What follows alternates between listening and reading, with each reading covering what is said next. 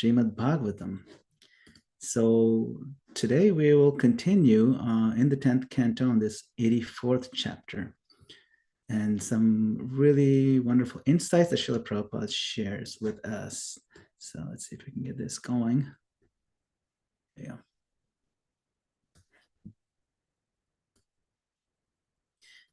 Hare Krishna. So this morning we will discuss an interesting topic, the true Brahmana, birthright versus qualification.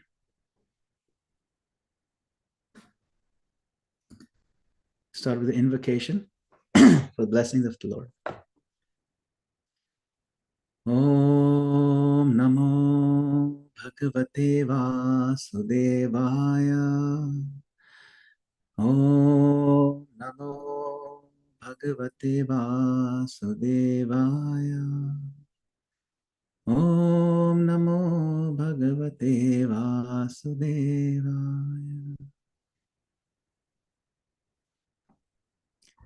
Srimad Bhagavatam, Canto 10, chapter number 84. We'll cover two verses, verse number 20 and verse number 21.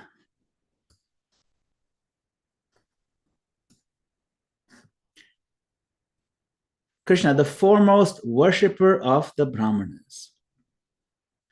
Tasmad Brahmanya Devesha Brahmana Sadhana Param Tatsadhani Vidhina Yatterhanam Iharati. Therefore, O Supreme Brahman, you honor the members of the Brahminical community, for they are the perfect agents by which one can realize you through the evidence of the Vedas. For that very reason, you are the foremost worshipper of the Brahmanas.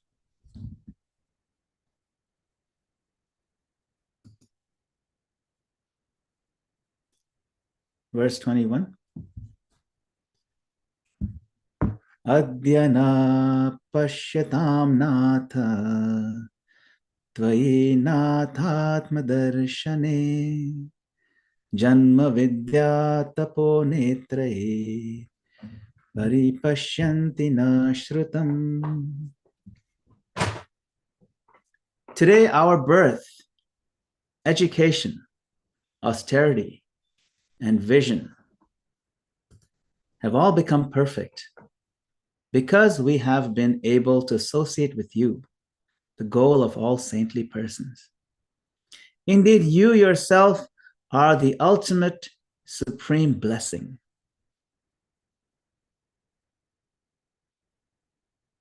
The purport by servants of His Divine Grace A.C. Bhaktivedanta Swami Srila Prabhupada.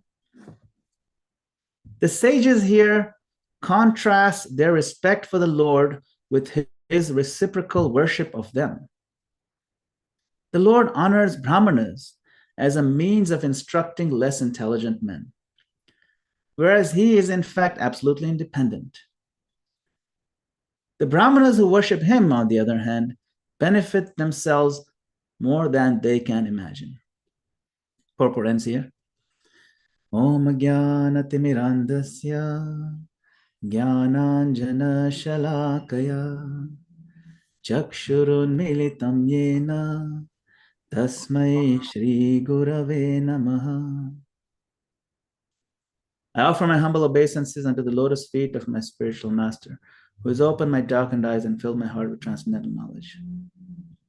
I further offer my obeisances to all of you, assembled Vaishnavas, and seek your kind blessings and permission that we may read Srimad Bhagavatam in your presence.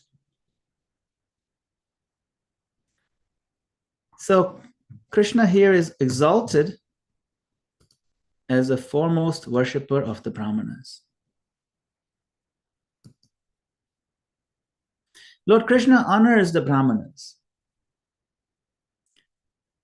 And although He is the supreme Lord of all creation, he still bows down to and offers respectful worship to the Brahmanas. Very famous prayer, Namo Brahmanya Devaya, Go Brahmana Hitaya Cha, Jagat Hitaya Krishnaya, Govindaya Namo Namah. My Lord, you are the well-wisher of the cows and the Brahmanas, and you are the well-wisher of the entire human society and the world. This is Vishnu Puran. So Go Brahmana Hitaya Cha. Even though it says he is the well-wisher of the whole human society, Jagat Hitaya, and the whole world. But the Brahmanas are kind of highlighted, especially, and especially the cows and the Brahmanas, because the Brahmanas and cows are already part of the world and society anyway. But the Brahmanas are kind of given special status, even in this prayer. So who are these special elite members of the group known as the Brahmanas? Now you can easily imagine like TV show or like far out movie called The Brahmanas. Who are these special people that even the Lord singles them out as a group and offers worship to show as an example that these particular people, they need to be respected a lot. So pretty much every society naturally has people who gravitate towards these groups of occupation, Brahmana, Kshatriya, Vaishya, Shudra, based on their acquired talents, inclination, and their proven work. In any country, we have the thinkers, philosophers, advisors. That's the Brahmana stratum. Then we have the administrative leaders, the government, the military, the police, and so on. That's the Kshatriyas. Then we have the economy developers, who are mostly, their whole goal is make profit, raise the economic standard of the world, and so on. And finally, the labor workers. So society naturally creates these groups. You may call it with different names, but these kind of general groupings of careers tend to appear in any society. And each group, it'll vary across certain countries and societies, but each group has a certain code of conduct and certain set of behaviors that's expected of them. So in the Vedic Varnashram system, we have the same thing, Brahmana, Kshatriya, Vaishya, Shudra. But what is it that determines our position? What is it that makes me a Kshatriya, Brahmana, Shudra, Vaishya, and so on? So Srila Prabhupada often explained that these four varnas are determined by the gunas, the modes of material nature. The modes that it's a conditioning. The modes that a person has acquired due to their past karma, past activities, and conditioning in previous lives and in this life. Now, this is clearly established in Bhagavad Gita. Krishna says in chapter 4, text 13, Chaturvarnyam maya srishtam guna karma vibhagasha.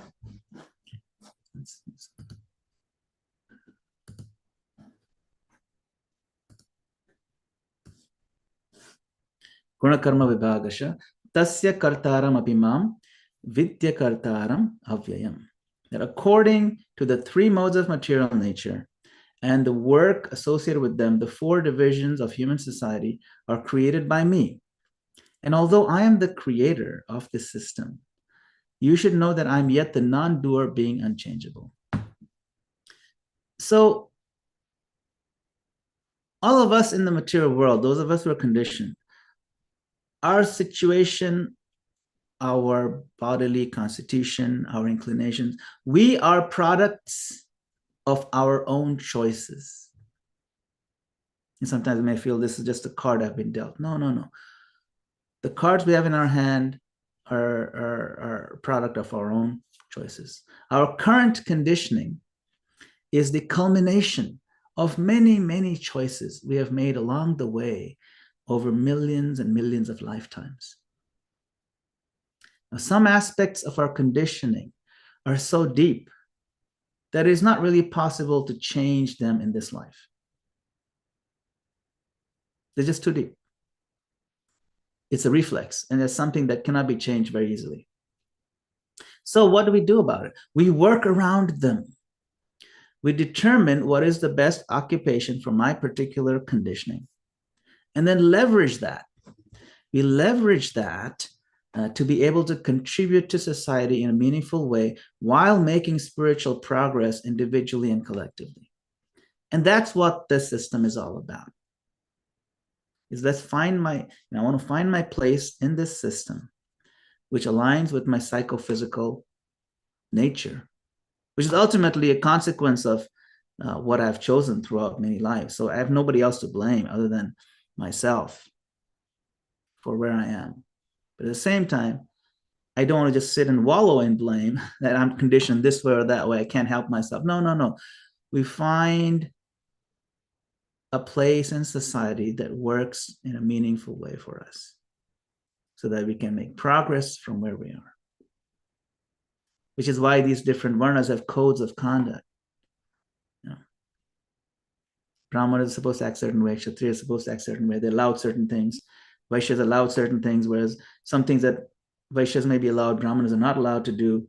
These are codes of conduct. And if everybody follows these, then society can work in a progressive way. And that's the whole point of having this structure.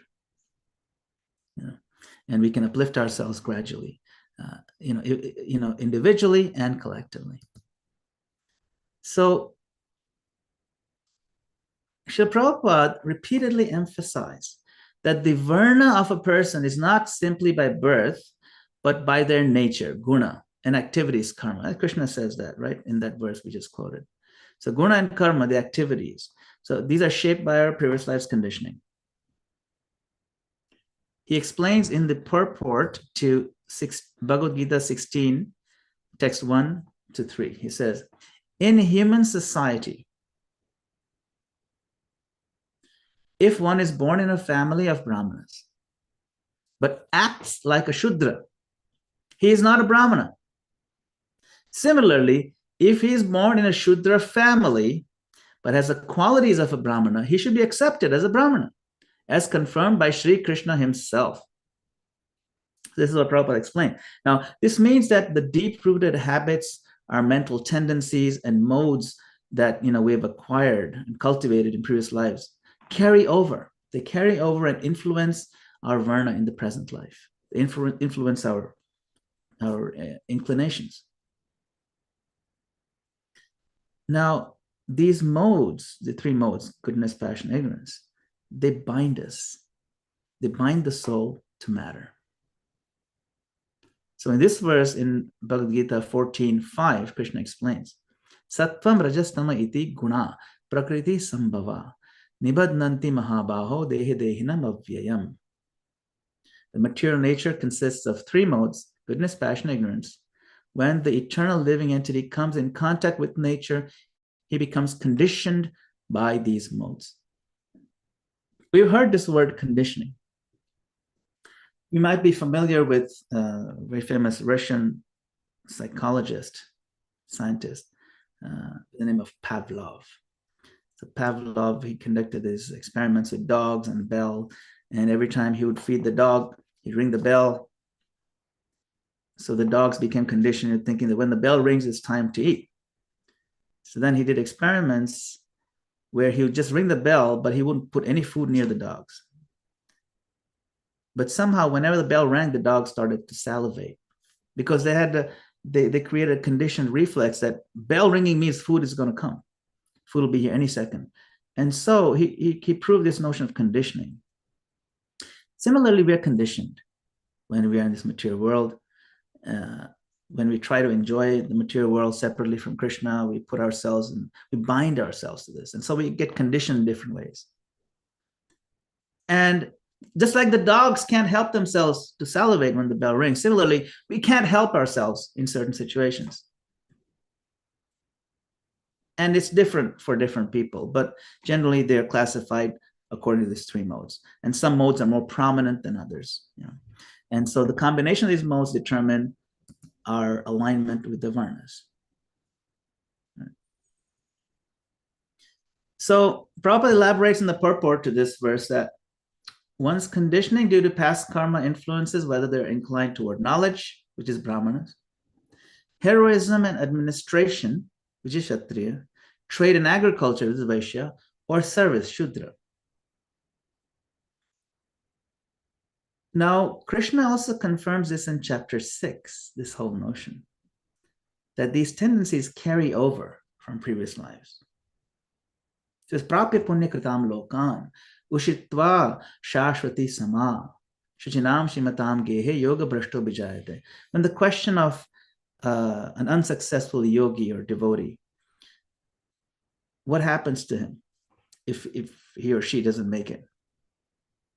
Try it, put a lot of effort, but they can't make it. So Krishna says, no, the unsuccessful yogi is, after many years of enjoyment on the planets of the pious living entities, is born into a family of righteous people or into a family of rich aristocracy. So typically the birth of a particular soul is influenced by their karma and their inclinations. But because sometimes things can get a little complicated, just because someone is born in a particular family doesn't mean that they are of that varna. So Prabhupada explained in this purport that those who cultivated knowledge and pious activities, they're reborn in families that they can easily develop their natural tendencies. This applies to all varnas.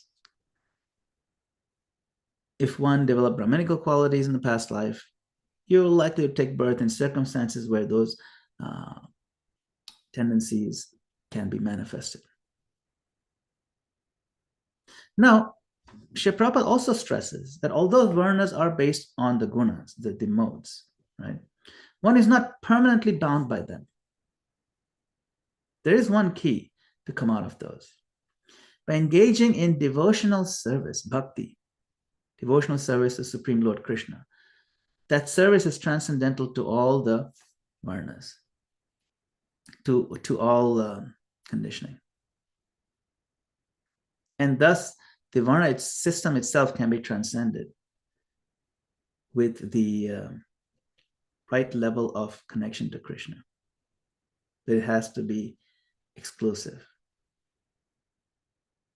Krishna gives the clue of how we can completely come out of this binding of these modes.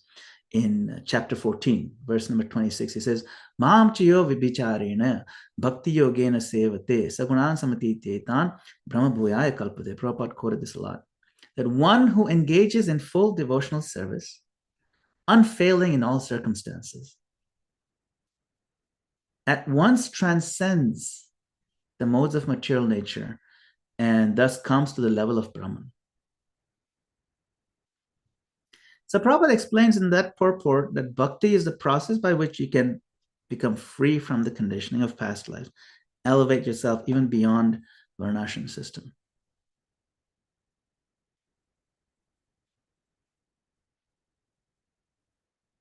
Now,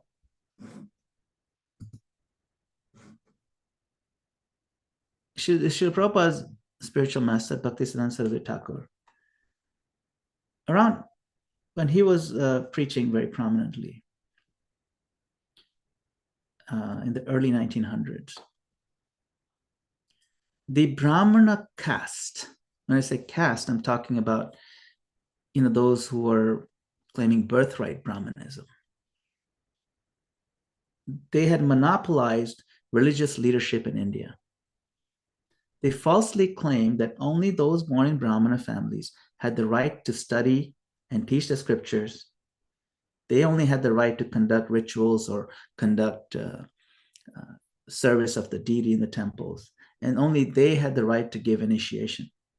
They very strongly believed in this, and they tried to assert it. Now, Bhaktisiddhanta Saraswati Thakur directly and openly challenged this corruption. And he taught that, of course, Brahmana status is based on qualities, the guna, and karma, birth, not on janma, work, which is karma, but not on birth, not janma.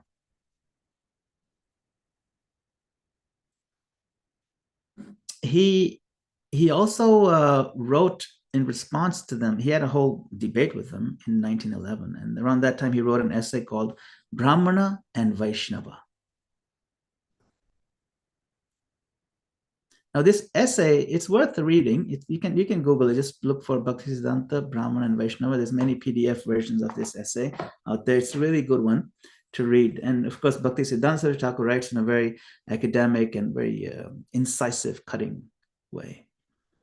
It critiques the birthright-based caste system, that Brahmanas are superior solely by birth. He asserted that the Brahmanas must exhibit the qualities. What are the qualities? Purity, knowledge, and devotion. If they have purity, knowledge, and devotion, the practices are pure, they actually have the knowledge and can explain it and answer questions, and they are genuinely devotional and their activities reflect that, then they can be considered Brahmanas. Now, even such a Brahmana, he says, someone who possesses this quality of knowledge and so on, must remain subordinate to Vaishnava. Vaishnava is even higher, because the Vaishnava is engaged in pure devotion to Krishna specifically. If one is engaged in pure devotion to Krishna, a Vaishnava is higher than a Brahmana, whether it's birth-based or merit-based. So he supports this argument of Vaishnava being higher than Brahmana with many scriptural references, particularly Bhagavad Gita, Srimad Bhagavatam, and of course the works of our previous acharyas, showing that devotion, not birth, is the ultimate criterion. He explains that while a Brahmana is traditionally respected for knowledge and ritualistic purity, these are secondary. They're actually distantly secondary to the transcendental position, the transcendence that arises from following Vaishnavism purely. Because the Vaishnava has direct access to the Supreme Lord through devotion. That's key. He gave some amazing examples, like Haridas Thakur was born in not even a Hindu family, he was born in a Muslim family. But he was revered by Lord Chaitanya Mahaprabhu for his spotless and unwavering devotion to the holy name. In fact, he was given the title Namacharya. The title was not given to anybody else, even though everybody else was chanting. But there's only one Namacharya. See, so in this essay, he totally dismantles these misconceptions. So he encourages Brahmanas to cultivate devotion and stresses that the true spiritual hierarchy is determined by surrender to Krishna rather than social birthright. And he warns against these so-called Brahmanas who use their status for personal prestige and wealth instead of service to God.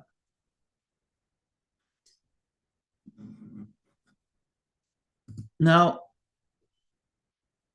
it is interesting and quite significant that Lord Chaitanya Mahaprabhu appeared as a Brahmana in this age of Kali. In previous ages, Lord Krishna, when he came as Ramchandra or in his Krishna avatar, he appeared as a Kshatriya, killed many demons. But in Kali Yuga, he appears as a Brahmana, Chaitanya Mahaprabhu. Why?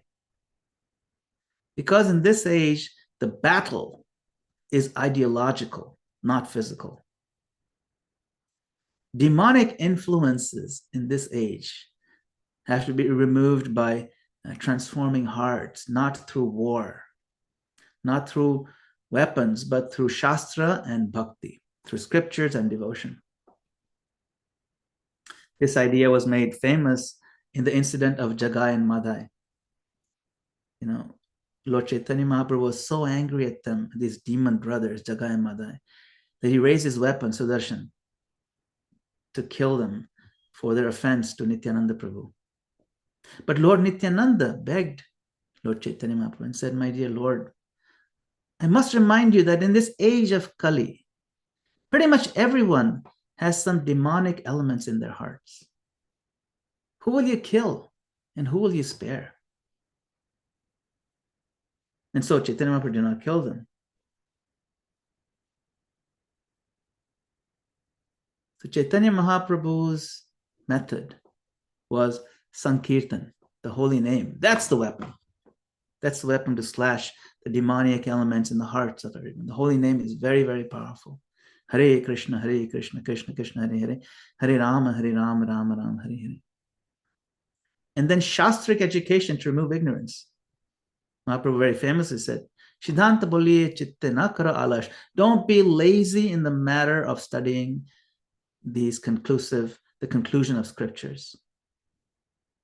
The conclusion being bhakti. Of all the Vedantas, bhakti is the conclusion. Bhakti Vedanta. We follow Bhakti Vedanta. Srila Prabhupada's name is Bhakti Vedanta. We follow him. But to follow him means to study what he's written, to study his illuminating purports, to study the scriptures, to study the teachings of Chaitanya Mahaprabhu and the teachings of the Acharyas. It is very important. Because then, when we are firmly convinced in our hearts through this study, we'll get the blessing of the Lord and our faith will be unshakable. And all demoniac traces that may be in our hearts will have to run away. They cannot survive in the presence of this light. Darkness cannot survive in the presence of light. So Sankirtan, Shastric education, devotional service, like here you can see the picture in offering nice things to the Lord. And preaching. Preaching means sharing Krishna consciousness with others. Preaching that sharing has a transformative effect. In the story of Jagai Madai, the demons didn't get killed. They transformed into devotees. Isn't that so much better? So there is a need for spiritual revolution through Brahminical leadership. So Chaitanya Mahaprabhu says, yes, develop these qualities. And Prabhupada came here famously to make Brahmanas out of non-Brahmanas. And when he took them back to India, because these devotees, they're not born of Indian background, many Indian people criticize, oh, how can you engage these white people, black people, non-Indian people in the service of the deity? That's unacceptable. Only those born in Brahmana family, that's still going on. Even today, there are people who believe that. But Prabhupada, following the footsteps of Chaitanya Mahaprabhu, following the footsteps of Bhaktisiddhanta Saraswati Thakur, he challenged that notion. And today the world has so many Brahmanas, unheard of in the history of the world. Brahmanas from all over the world, from every background, every racial, ethnic, language, variety. Because that has nothing to do with being a Brahmana. So how can we practically apply this today? We want to encourage devotees and everybody else that we can influence and inspire to develop Brahminical qualities of truthfulness, self-control, wisdom, tolerance, and so on. Engage in Shastric study and teaching as much as possible. Practice ourselves, practice and promote Krishna consciousness, and support and uphold qualified spiritual leadership. So, just to summarize, Krishna honors Brahmanas not by birth, but by their wisdom. Lord Chaitanya Mahaprabhu's mission shows that the real battle is ideological in this Kali Yuga, and that we want to restore true Brahminical culture through qualification. Every sincere devotee has the opportunity to cultivate Brahminical qualities and serve Krishna's mission. So let us all be part of this spiritual revolution, contribute in whatever way we can, without being too concerned about the particular type of conditioning we have. It's fine. Let's leverage it to the best of our ability and use whatever talents, energies, skills, inclinations we have in Krishna's service. And that'll uplift us beyond even the Brahmana to the level of Vaishnava. Hare Krishna. Thank you very much. Srila Prabhupada ki jai. Hare Bol. Hare Krishna.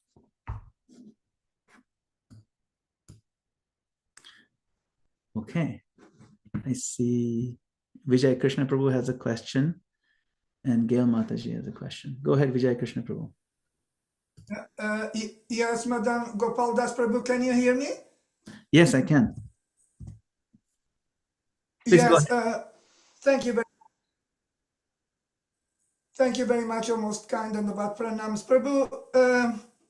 In Bhagavad Gita, as it is, Krishna chants to Arjuna the qualities of a Brahmana, and the first quality mentioned is shamaha, peacefulness. So based on this, my question is, why is it that without being peaceful, a Brahmana cannot be a Brahmana? That is my question. Yes, it's a very good point.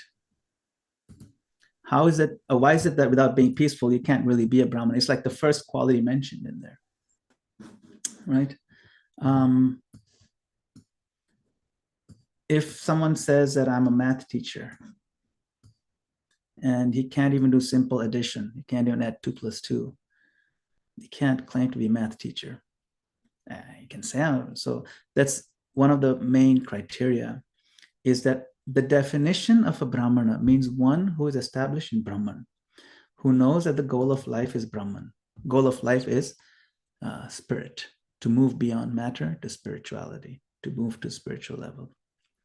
Now, to be at the Brahmabhuta level, to be at that level, one should be free from na shochati na kamshati. Brahmabhuta prasannatma na shochati na kamshati. One must be free from lamentation and hankering. So when you're free from lamentation and hankering, and samasarveshu bhuteshu, and you're equally disposed to everybody, and you're fair with everyone, then you can be peaceful.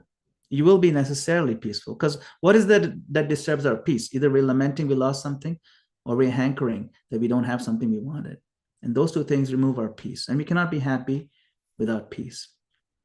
Now, Brahmana's job is to show the rest of society that happiness is found in peace. And peace can only be found in spirituality. That's why it says, Ashantasya kuta sukham. Right? Krishna says, without peace, where is our happiness? You see. So Brahmana's main, you can say, product that they not sell, but that they give out is happiness. And happiness depends on peace. And therefore, peace is the very first quality that Krishna mentions. If you don't have peace, you cannot give it to anybody else. And if you don't have peace, you cannot have happiness. If you don't have happiness, you cannot give happiness to somebody. You cannot teach them to be happy. And so it is very important. And that's why Krishna lists that quality as the first one in the Brahmana's base. Thank you. Hare Krishna. Hare Krishna, Prabhu. Thank you very much. So we have Gail Mataji, followed by Krishna Kumari Mataji, followed by Mitravinda Mataji. Hare Krishna, Gail Mataji. Hare Krishna, Prabhu. Yeah, just a couple things. I think it's mostly repetition, but as you said, right, once a person becomes a Vaishnav, they transcend the modes, no? And so, but that doesn't mean that our material nature goes away, you know. If a person has predominantly, Vaishya qualities, they don't stop being a Vaishya just because they have now decided to become an aspiring Vaishnav. So is it that when one becomes an aspiring Vaishnav, it's that one transcends the modes in that one is no longer controlled by his material nature. He instead utilizes his material nature in Krishna's service. Is that the idea? Because what I'm trying to do is reconcile the fact that we transcend the modes as Vaishnavas, even though we still retain our material nature. Yes, it's a good question. And the answer is in your question. You use the term aspiring Vaishnava several times. And then you use the term Vaishnava also. So those are two different things, isn't it? Yeah, I mean aspiring Vaishnava. That's right. Yeah. No, yeah. So when one is an aspiring Vaishnava, he's not a Vaishnava yet. Yeah. And that's why we're still kind of not yet fully transcending the modes. Correct. Exactly. And so it's a spectrum to the degree that we have made the progress. To that degree, it's a sliding scale. Right. And sometimes it goes back and forth too. It does not mean it will always go up. Even as we're moving upwards in this progress, there will be times when we move downwards, because we can always choose to abandon the practice, or to minimize the practice, or to succumb to the lower natures that we've acquired. So that's why it goes up and down, even as you see. And we're fully, our independence is never lost. Independence to turn away from Krishna never goes away. So depending on our conditioning, and even as we're making progress and we're shedding the various shackles of conditioning that we've acquired on this path, we still have to contend with the fact that there's certain shackles are so deep and so heavy that it's going to determine how quickly we can move. So we do need to work around them, which is why we have these varnas, which is why we have certain codes of conduct. So if I am a Kshatriya, I have a tendency to protect, to use weapons, I have expertise, a heroism, I'm going to go out and save the world and help people. But then there's a dark side to Kshatriyas too. Very seductive. You have so much power, physical power, more than most other people. You have skills. You have, techniques that you've acquired in how to govern and maybe even manipulate. And you could totally misuse that to get more power and to abuse people completely, because you have the power. Now, the codes of Kshatriya conduct require them to revere and accept the guidance of Brahmanas. See? So that's why the Brahmanas are the advisors to the kings. But if they don't follow, then society will be in chaos. So similarly, whatever Varna we end up with, we have to be aware of every Varna has a dark side to it and an uplifting side to it. We have to be aware of what could bring us down. And if we succumb to the dark side, that can happen very quickly, because we already have conditioning that can very quickly take us down in that particular part of the dark side. See? And so it is important for us to be aware of those. And like I said, leverage our skills and our conditioning so that we can contribute to society and bring more sanity to those around us while making spiritual progress. So it's a combination. So we have to acknowledge that this conditioning will remain to the degree that we haven't made progress. Thank you, Gail Mataji. Yeah, can I just ask you to quickly repeat the reason for why Lord Chaitanya was born in the Brahmana ashram? Yeah, why he appeared as a Brahmana. Yeah. Is primarily to make the point that in the age of Kali, it is going to be the Brahminical approach to uplift society and to remove demonic elements, right? Krishna said, whenever there's a decline in religion and a rise in irreligion, then I come up again and again, yuga, in every yuga, right? To do what? Paritranaya sadhuna vinashaya duskridam. To uplift the devotees and to defeat and destroy the demons. So in Kali Yuga, he came as a Brahmana to destroy the demons in everyone's hearts. And so the only way to destroy demons in people's hearts without killing them is to win them over with their preaching, basically win them over by the Brahminical approach. And therefore, he says this is what we want to cultivate in this yuga. And so Prabhupada focused on the Brahmanas more than other things. Thank you so much, Prabhu. Hare Krishna. Krishna Kumari Mataji, go ahead. Hare Krishna. Yeah, this is like such a important discussion.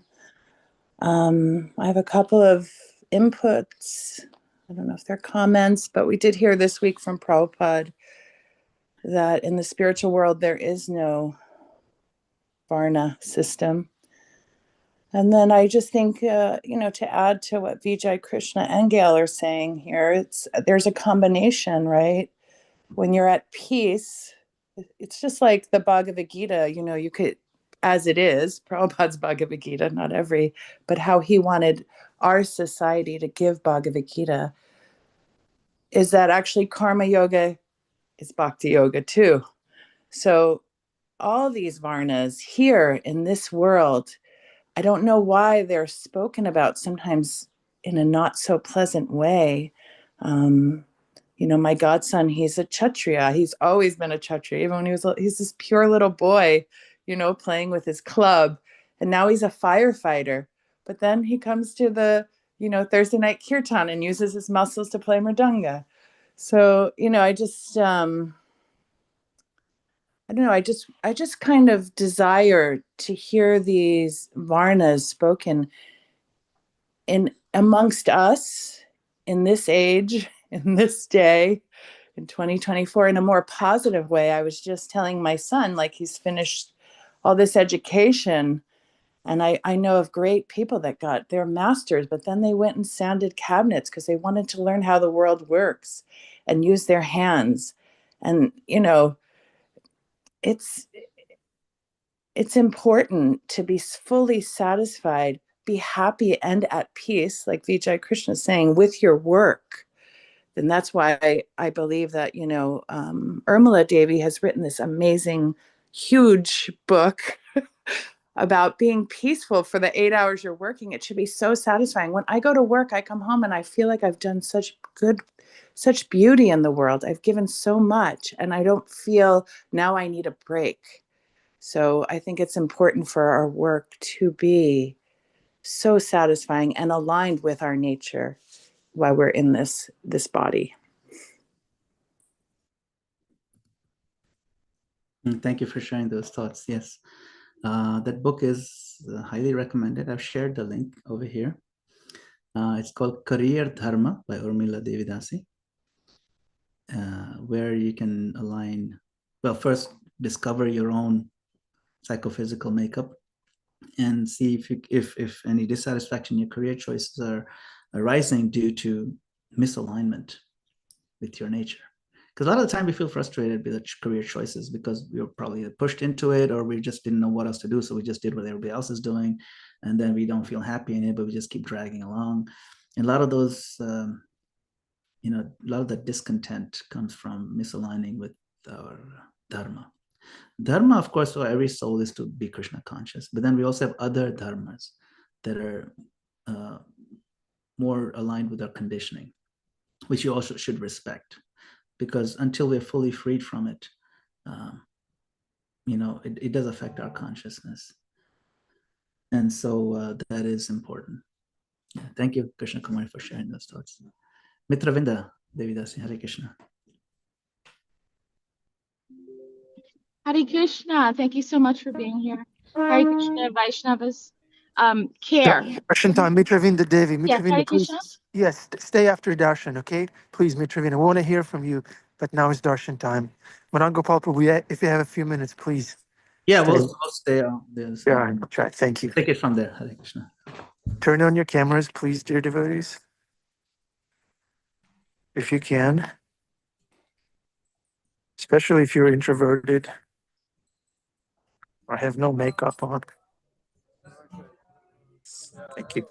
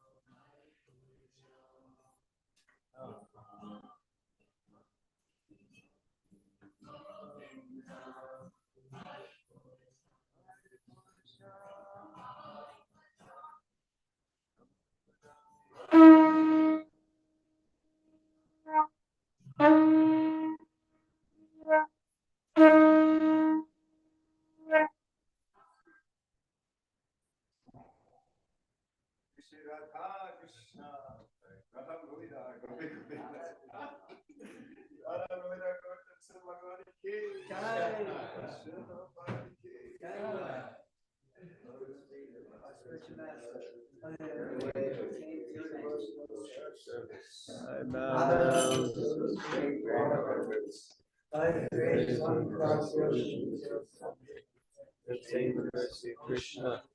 My understand my conscience purified, attachment ignores sweet, affection fulfills all desires.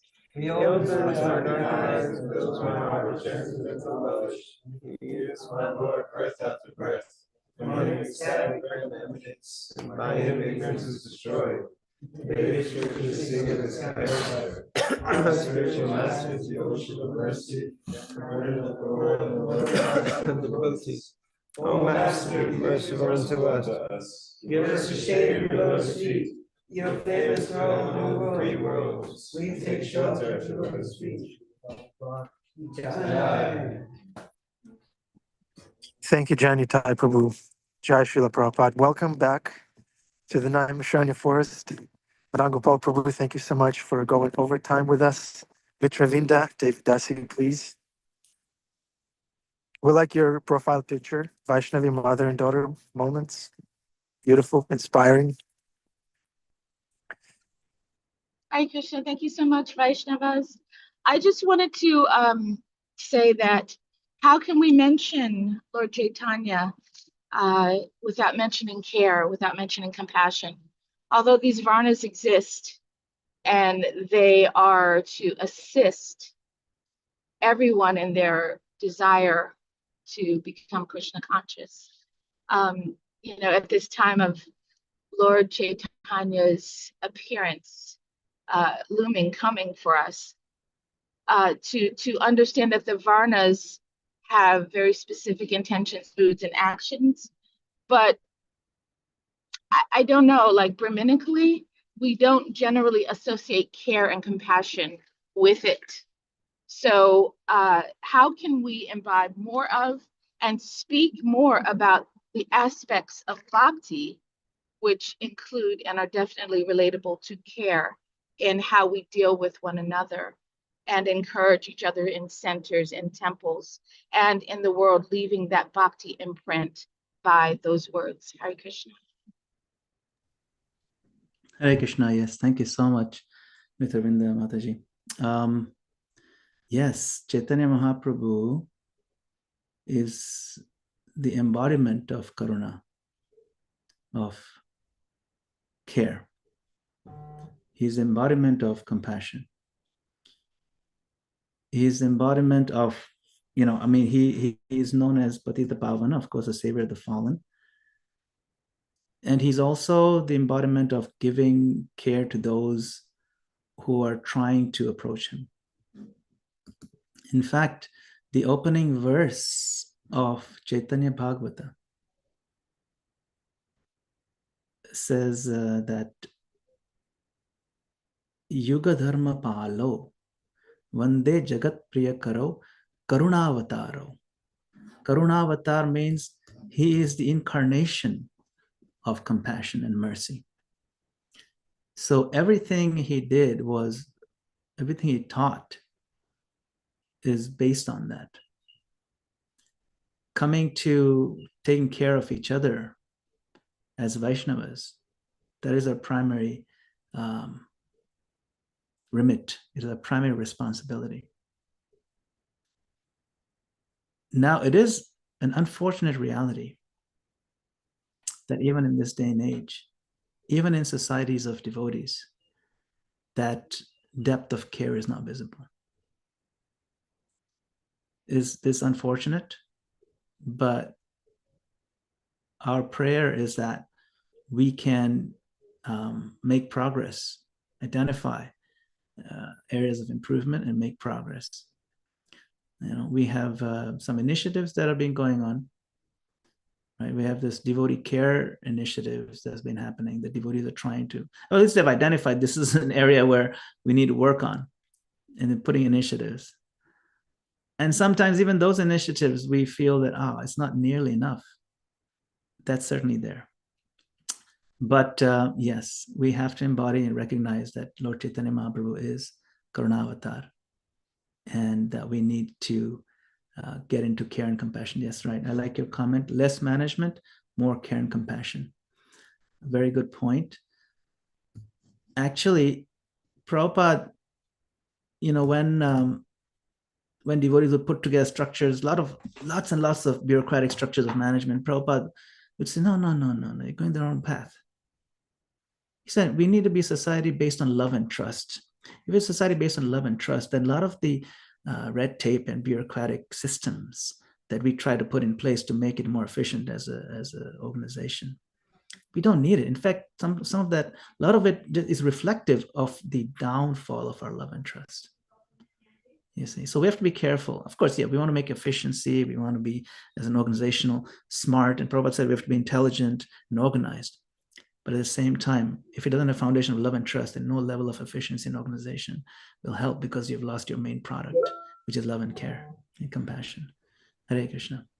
Thank you so much, Prabhu. I just wanted to say just briefly, everything you said was spot on, and very, very true. I'm just concerned in hearing conversations, classes, sharings that don't involve these components when speaking about Lord Chaitanya, and kind of leads to, concepts that the things that are important are management, are efficiency, and, when, how, and who we select to run places that deal with human beings, if they're not relegated or don't have the requirement of being able to imbibe humanistic qualities that relate to compassion and dealing with people versus managing buildings, then how can we actually foster this bhakti in our communities? Hare Krishna. Hare Krishna. You're spot on, Mitravinda Mataji, 100%. That's why when we see certain congregations are so inspired in their particular yatras and certain congregations don't, why? And we talk to them, and then we go to those different temples or different groups, and we see that it all comes down from leadership. If the leader embodies his love and trust and pushing for that and giving that, the devotees there can't imagine going away from that place. And on the other hand, it's the opposite. If in the interest of being an efficient leader, managing, keeping the building together and this and that together, but at the cost of what? We should use our buildings to build people, not use our people to build buildings. Use our projects to build up the love, not use our people power to build up projects and then chew them out and throw them out. Thank you so much. It's a good point. Bhima Prabhu. That was very, very powerful, Madan Gopal Prabhu. Very powerful statements. Thank you. Adipusha Prabhu was nodding. You pleased Adipusha Prabhu. Yeah. That's the perfection of my existence. If I can please Adipusha Prabhu even a little bit, then my life is successful. Hare Krishna. Yeah. Bhima Prabhu has a hand up for a bit. Haribol Prabhu. Hare Krishna. Madan Gopal, what a wonderful, beautiful segue from Brahminical culture and the qualifications of the different varnas,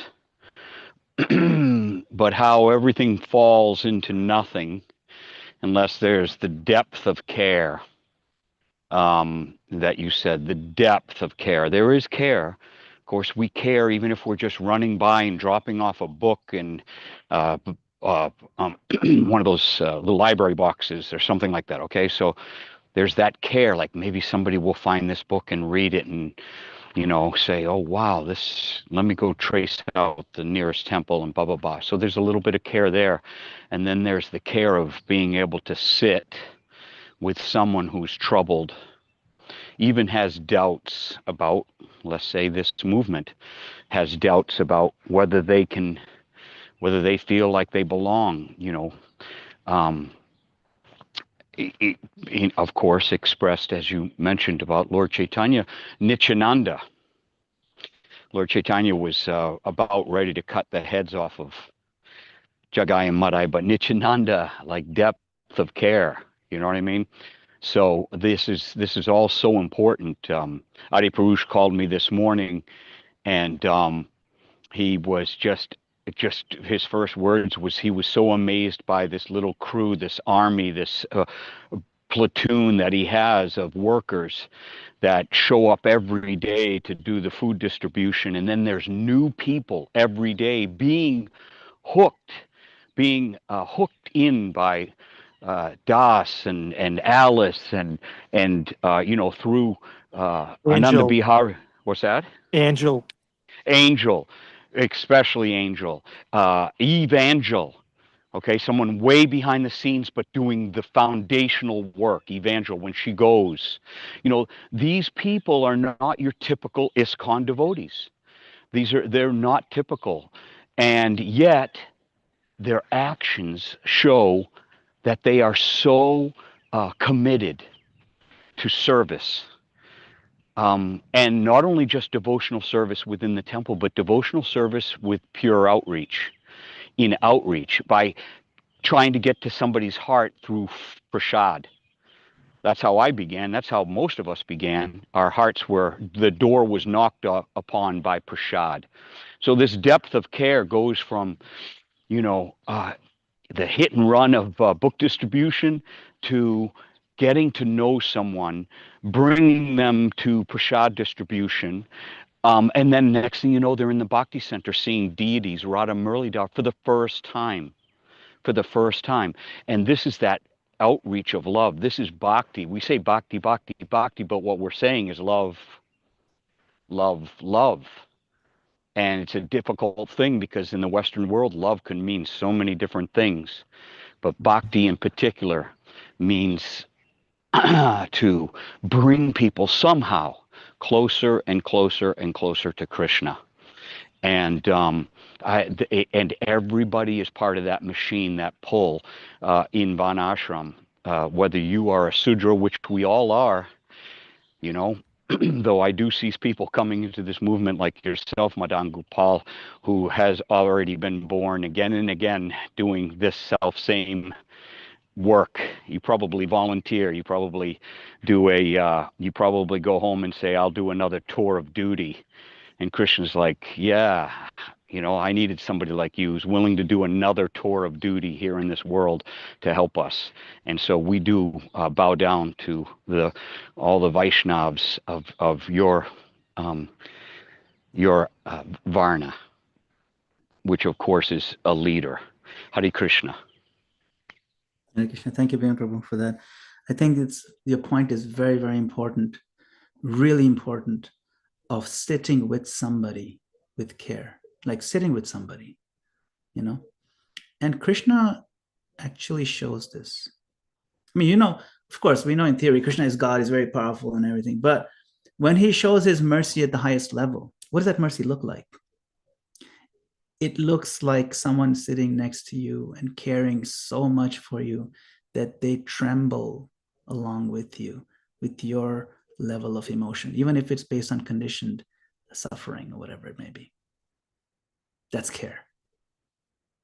That's care. There's a verse, Tatte anukampam sasumikshamano, a very famous verse, Bhagavatam, where he says, one waits for the mercy of the Lord while suffering, right? The word for mercy in that verse is anukampa. Anukampa means one who trembles along with you. It means a level of mercy where he sits and he says, I want to feel what you feel. You're crying because your toy is broken. I will come down to that level to feel why you're feeling that. I will cry with you, even though ultimately it's just a broken toy. That's care.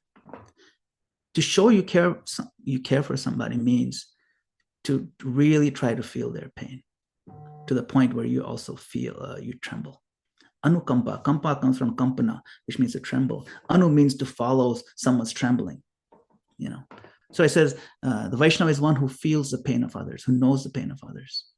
Para dukkhe dukhi, one who is dukhi, who actually is pained by the pain of another. Then and only then can you understand who they are. Then and only then can you help them out. Then only then will your help mean something. And then and only then will our care mean something when you feel. And so your point is very valid, Bhima Prabhu. And hopefully we all can develop some of that quality, which is Krishna's quality. And that's what matters. And after that, everything else happens automatically. Because when you have a deep sense of love and trust, then you'll give your life to that person because that person is only your good in mind. See? Hare Krishna. Okay. Beautiful. I feel like I'm a pure devotee. Thank you, Madan Gopal, for lifting us up so nicely. Would anyone like to say Hare Krishna? Gail, can you say Hare Krishna? Yeah, I can say Hare Krishna, but the word for the day. There's no but after Hare Krishna, Gail. No, you will like this but because I'm just highlighting this last word. I think it's anukampa. You said ANUKAMPA. Correct. It's one word, right? Yes. Anukampa, and it means like to kind of when one person trembles, you tremble along with that person, huh? In empathy. Is that what it means? That's correct. That's great. It's a very famous verse, 10:14:8. Yep, 10:14:8. If you want to refer to that, Prabhupada quoted a lot. 10:14:8. Oh, That's okay, right. great. It's that famous verse, yeah. Yeah, I know that verse. Okay. Yeah, that's the word. It's the word in there. That's the one. So it's about empathy. It's a mercy that is the highest degree of empathy. Empathy is different from sympathy, by the way. Because sympathy, you feel sorry for somebody. Empathy, you feel someone's pain. It's a difference. Yes. Yeah. The sympathy, you might you might feel for somebody, but you're not willing to necessarily do anything about it, I think. Yeah, no, you feel for somebody. Yeah. But empathy means you actually feel their pain. So, yeah. Mm-hmm. Wonderful. 10:14:8. Yeah, 10:14:8. And I think, this quality one would normally feel predominantly from one's guru, isn't it? Predominantly. Of course. Yeah. Depending on naturally. The guru's main responsibility is to sit close with the disciple and give the disciple the guidance and care. And because Guru is representative of Krishna, and Krishna offers anukampa, therefore the Guru offers anukampa. You see? Okay, yeah, I'm just confirming because I just once heard something that my takeaway from that was that it can be kind of expecting too much, and so I was just wondering, when is it too much? So that's expecting why I was what, too much from the Guru? Yeah, this, that level of like anukampa, because that sounds like a very deep word, to feel that somebody else is really, really feeling your struggle or your pain or whatever, know. The Guru's primary responsibility, actually speaking. The care of the disciples is the primary responsibility of the Guru. Mm-hmm. The care means anukampa. Mm-hmm. Mm-hmm. Which is why Mahaprabhu said we should not take on too many disciples. Mm-hmm. Mm-hmm. Why did he say the Prabhupada? I mean, Mahaprabhu said one should not take on too many disciples, because how much anukampa can you give if you have, Right. Right. So that's the whole point. And even practically speaking, ISKCON is also trying to move in that direction, where they want to have, it's better to have 10,000 gurus with 10 disciples each than to have 10 gurus with 10,000 disciples each. It just makes more sense. Oh, I so resonate. Thank you so much, Prabhu. Hare Krishna. Thank you very much. Hare Krishna. Srila We Prabhupada. can all say Hare Krishna for Achyuta Gopi Prabhu. She's asked us all to chant for her. So, in line with this verse, Hare Krishna, Krishna Krishna, Hare Hare, Hare Rama, Hare Rama, Hare Rama, Rama Rama, Rama, Hare Hare Hare. Hare Krishna. Achyuta Gopi ki jai. Jai. Achyuta Gopi will love you. Hare All Krishna. the anukampa we can give you, please take it. Madan Gopal Prabhu, very wonderful class. Thank you. Enriching, shastric, compassionate. Thank you. Thank you. Thank you for the opportunity. Look forward to seeing you again. Srila Prabhupada.